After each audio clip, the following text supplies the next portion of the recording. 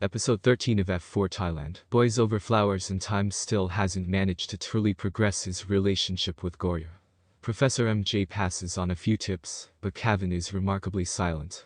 The guys wonder whether he's not yet over Mona. Kaning too is out of sorts. She tells Goya about her near kiss with Kevin and their subsequent conversation about his romantic relationships. But she holds back telling everything. While Kevin is busy avoiding romance, Time is trying to dive in with a surprise party for Goya to celebrate their finally becoming a couple. She's too worried about Kaning to notice his planning. Time mentions Mona, but says she isn't Kevin's ex and didn't turn him into a player. Instead, she was his close childhood friend who helped him escape relationships. Perpetually in the friend zone, he specifically avoided crossing the line. But when another guy appears, jealousy takes over. So, they end with an argument. Kevin doesn't give her a chance to respond to his last-minute confession, convinced it will be negative. Kaning recalls how Kevin suggested she give up, as love isn't for him. She decides to figure out what Mona would have said if Kevin had shown up to meet her on a rooftop. As Kaning tries to figure which building it was, Goya gets dragged to the party Time created to celebrate their coupledom. But she's too distracted to appreciate his efforts. He unveils one silly treat after another, with MJ and Ren just shaking their heads.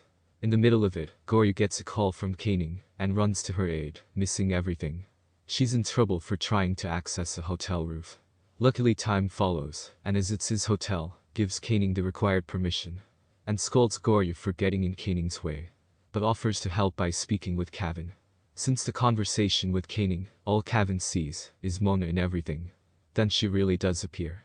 But it's to check in about Kaning, wondering if her rooftop search has anything to do with that day. As they chat, he spots a ring on her finger. After Mona leaves with another guy, Kevin texts Kaning to stop what she's doing. However, she's too far in to give up. Time convinces Kevin to respond to Kaning's invitation and to not miss a second chance at resolution. Kevin recalls moments with Kaning and decides to meet her. Of course, Time's waiting to deliver him. At the site, Kevin finally sees what Mona was trying to say. Afterwards, Time gathers everyone to his place, aiming to revive the couple party. But as they've been up all night, tiredness takes over. Kevin gives Kaning a ride home, thanking her. He hints that Mona isn't the reason he showed up, but refuses to say more.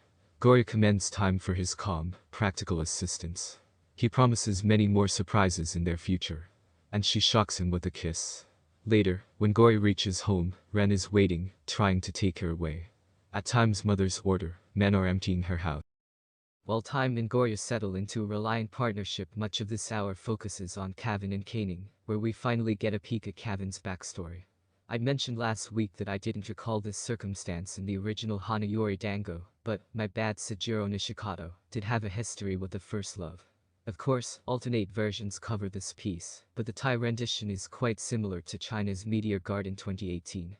What's done very well here, more so than in others, is the clear nod that all of Kaning's efforts are realized when Kevin frees himself from past regret, making him able to move on. The power of sincerity and determination rule her magic wand. This could go completely wrong, but she does it because it needs to be done.